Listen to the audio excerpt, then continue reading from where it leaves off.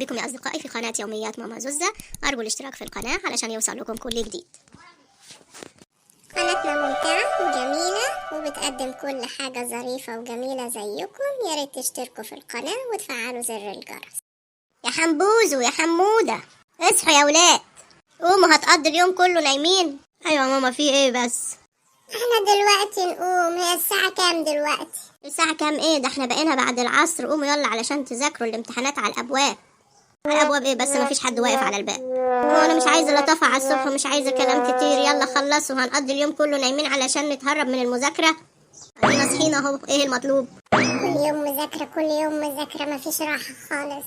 مش عارف ايه ده، هو احنا مراناش غير المذاكرة؟ مفيش لعب خالص. اطلع قدام انت وهو كده، اغسلوا وشكم وفوقوا علشان اعمل لكم تاكلوا لقمة وبعدين تقعدوا تذاكروا. بطل برطمان انت وهو، اطلع قدامي يلا.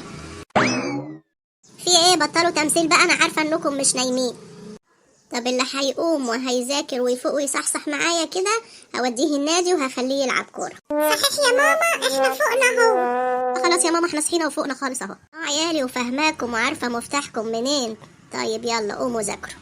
يلا يا ده، فيها نادي وفيها كورة، يلا نقوم نذاكر. يلا بينا يا عم. يعني لو مفيش كورة ومفيش نادي مفيش مذاكرة، يا رب اعمل معاهم ايه دول؟ تعبوني.